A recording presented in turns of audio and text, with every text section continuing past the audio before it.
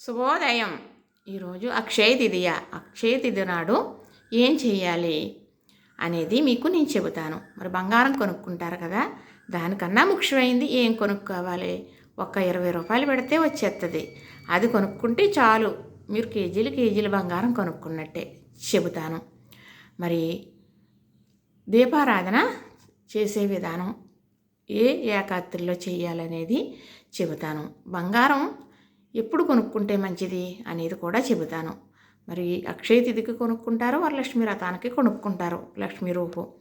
అలాగా కాకుండా ఇంకెప్పుడు కొనుక్కుంటారో, ఎప్పుడు కొనుక్కుంటే మంచిది కూడా మీకు నేను చెబుతాను. మరి కడకంట వినండి, వింటే దీని యొక్క ఫలితం మీకు అర్థమవుతుంది అని. మరి ఈరోజు అక్షయ తిథి కదా, చక్కగా మరి అన్నీ అలంకరించుకుని ఎర్ర పువ్వులతో గులాబీలతో పూజ చేసేసుకుని పూర్తయిన తర్వాత మీకైతే నేను వీడియో తీసి పెట్టాలని ఈ సంకల్పం. మరి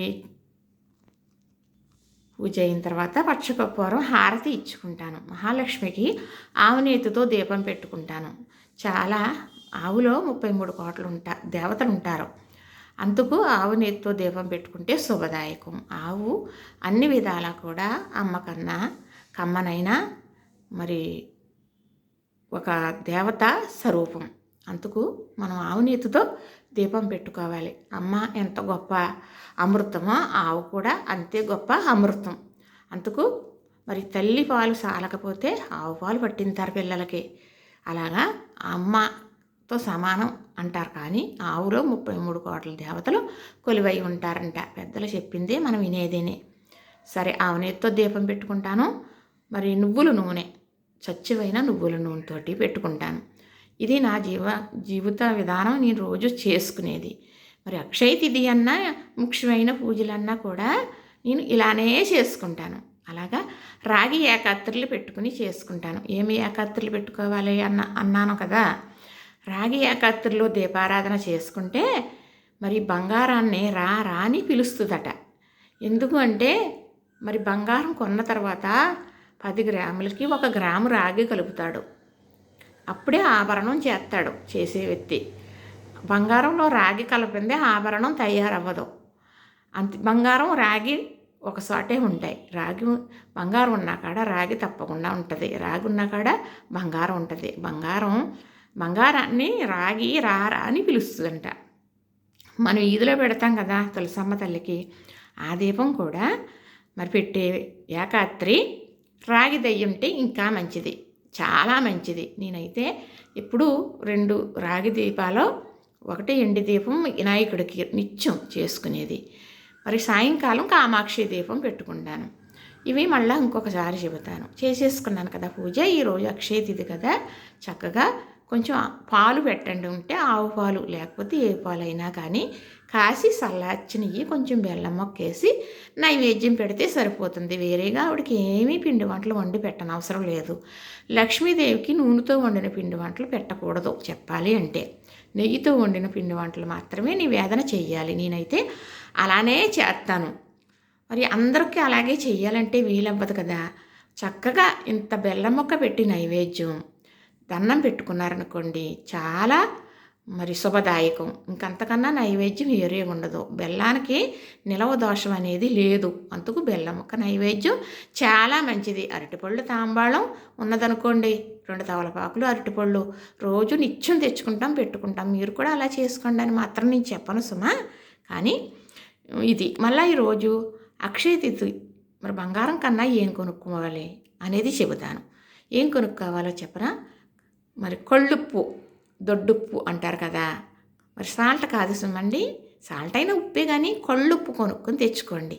మీరు ప్యాకెట్గా తెచ్చుకుంటారా, లేకపోతే ఉప్పు మీ ఇంటికి అమ్మటానికి ఉప్పండో అని వస్తారు కదా, వాళ్ళ దగ్గర అయినా కానీ అక్షయ తిథి నాడు మనం కొళ్ళుప్పు కొనుక్కుని ఇంట్లోకి తెచ్చుకుంటే అదే మనకి కేజీ ఉప్పు కొనుక్కుంటే కేజీ బంగారం కొనుక్కున్న సౌభాగ్యం మనకి కలుగుతుంది. మీకు ఎంత కావాలో అంత అక్షయ తిథి రోజు కొళ్ళుప్పు కొనుక్కొని తెచ్చుకోండి.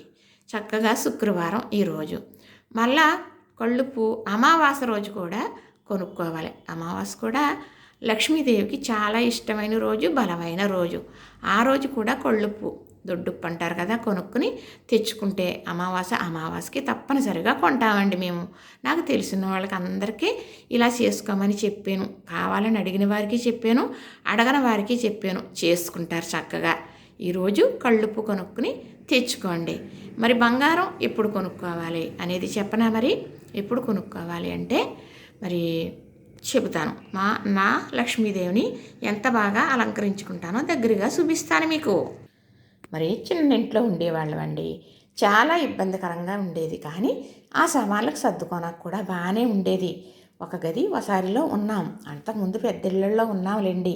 ఇంకా ఇద్దరమే కదా అని అప్పుడు ఈ మందిరం కొనుక్కున్నాను. ముందు దేవుడికి సదుపాయంగా ఉండాలి కదా, మరి దేవుడిని సదుపాయంగా చూసుకుంటే మనకి ఏం కావాలో ఆయన ఇస్తారు కదా అని ఆశతో ఇల్లు అనే కోరిక నా జీవితంలో తీరదేమో నాకు అనుకుంటున్నానండి. కానీ నా పిల్లలు బాగానే ఉన్నారు. మరి అది ఇంకొకటి చెబుతాను తర్వాత.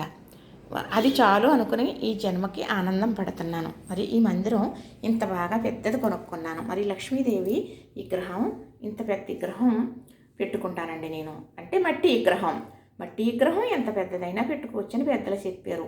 అప్పటి నుంచి పెట్టుకుంటాను. 3 బొమ్మలు అయితే మార్చడం జరిగింది. మనం తెచ్చుకున్నప్పుడు బొమ్మ, మందిరంలో ఉంటే అమ్మ, అంతే కదా. చక్కగా అలా అలంకరించుకుంటాను. మరి ఏ రాతి విగ్రహాలకి మరి పెట్టకూడదు, పెద్దవి. ఇలా మట్టి విగ్రహం ఎంతైనా పెట్టుకోవచ్చు, పెద్దలు చెప్పిందే, పూర్వం నుంచి జరిగేదే. నేను అలాగా అన్నారని అప్పటి నుంచి ఇలానా పెట్టుకుంటాను. చక్కగా పార్వతీ పరమేశ్వరులు అలానా, మరి ఈశ్వరుడు, నందీశ్వరుడు, అలా కోలాపూర్ మహాలక్ష్మి. మరి మహాలక్ష్మిని పెట్టుకున్నాను కదా, గజేంద్రులు తప్పనిసరిగా ఆవిడ పక్కనే ఉండాలన్నమాట ఎప్పుడూ కూడా మహాలక్ష్మికి. అదిగో మరి పార్వతీ పరమేశ్వరులు, కుమారస్వామి, శివ కుటుంబం, అలాగా విఘ్నేశ్వరుడు, అలాగే మరి సుబ్రహ్మణ్యుడు ఉన్నది మాత్రమే పెట్టుకోవాలి ఫోటో. అంతేగాని విఘ్నేశ్వరుడు ఒకటే ఉన్నది పెట్టుకోకూడదు. అలా నలుగురు ఉన్నది శివ కుటుంబం తప్పనిసరిగా పెట్టుకోవాలి. చక్కగా నేను రోజు చేసేది ఇదే విధానం. ఇంతే, ఇలానే సర్దుకుంటానండి. మరి ఒక 20 రూపాయలు ఏమో మరి తెలిసిన ఆయన కవరడు పువ్వులు వస్తాయండి, చిన్న కవరడు, చక్కగా అలంకరించుకొని అలాగా తాంబూలం పెట్టుకుని అలా చేసుకుంటాను. పసుపు కుంకుమ రోజు శ్రీమాత్రే నమః అనుకుంటూ అలా చేసుకుంటాను. రోజు చేస్తే అమావాస్యకి మరి మందిరం శుభ్రపరిచేస్తాను. అమావాస్యకి రోజు తీసేస్తాను. మంగళవారం శుక్రవారం అయితే తీయను. మర్నాడు 3వ రోజు శుభ్రం చేసేసి మళ్ళీ ఆ లక్ష్మీదేవి బట్టలు మార్చేసి మళ్ళీ ఇవన్నీ కడిగి తుడిసి బొట్లు పెట్టి అలంకరించేసుకుంటాను. ఈ పసుపు తీసేసి అలాగ నీటిలో కలిపి మొక్కలకి వేసేస్తాను. పసుపు కుంకుమ కొంచెం బొట్టు పెట్టుకోనాకి ఉంచుతాను. ఇదిగో పసుపు కుంకుమ అమ్మవారికి అమావాస్య రోజు చేసిన ఇది మళ్ళీ అమావాస్యకి అలా నిండిపోతుంది. మరి మొన్న అమావాస్య మంగళవారం అయ్యింది, అందుకు నేను ఇంకా తీయలేదు. ఇప్పుడు తీసి చక్కగా సర్దేసుకుంటాను, ఇలా పెట్టుకుంటాను. మరి బంగారం ఎప్పుడు కొనుక్కోవాలండి అని అనుకుంటున్నారు కదా, ఇది చాలా ముఖ్యమైనది. మరి పెద్ద గురువర్యులు చెబుతారంట పెద్దవారికి ఆ రోజు కొనుక్కోమని. ఏ రోజు?